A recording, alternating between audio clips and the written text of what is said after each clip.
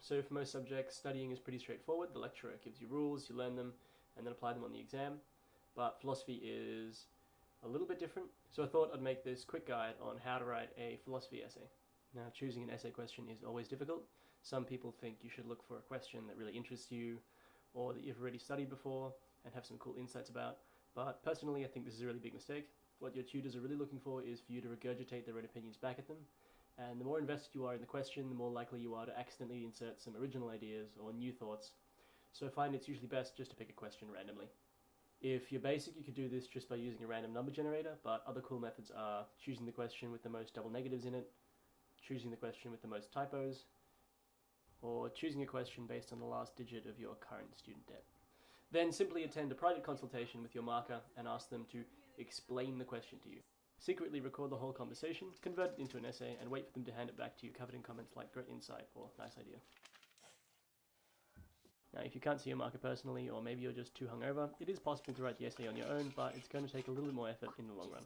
So the secret to writing a good essay is really studying the essay question the right way. So personally, I like to highlight keywords first, and then it's a really good idea to highlight the premise of an essay, if there's a premise. And then I like to highlight all the rest of the words too, just to get everything really ingrained in there and, sort of lock it in. Again, though, understanding keywords here is the most important, because if you analyze these properly, you can use that information to locate exactly the right SEP page to explain the topic to you. Now, pretty much nothing on this whole website makes any sense at all, but it's still easier than trying to understand the primary text or the lectures. Usually I find the best strategy is to read the whole page 3 times, realize that you'll never understand any of this stuff because your brain just was never built for it, and that you have no idea what you're doing with your life still, and that your friend who left high school in year 10 is now making 5 times more than you'll ever make probably. Break down, cry for a bit, then tearily copy-paste across some of the bits that seem most relevant to the question, always remembering to replace all the spaces with whited out characters to trick the plagiarism program.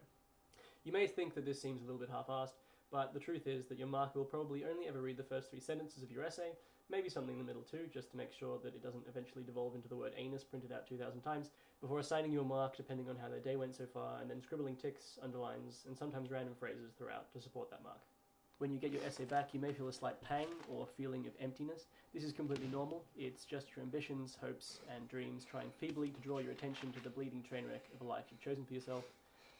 My advice is just to ignore it, or if you're having a particularly rough day, just invoke the age-old student mantra: this is just a number, it does not represent my worth as a human being.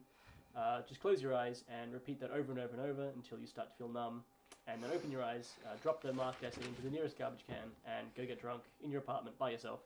Try not to think about how much money you paid for that experience, or what your parents would think of you if they saw you now.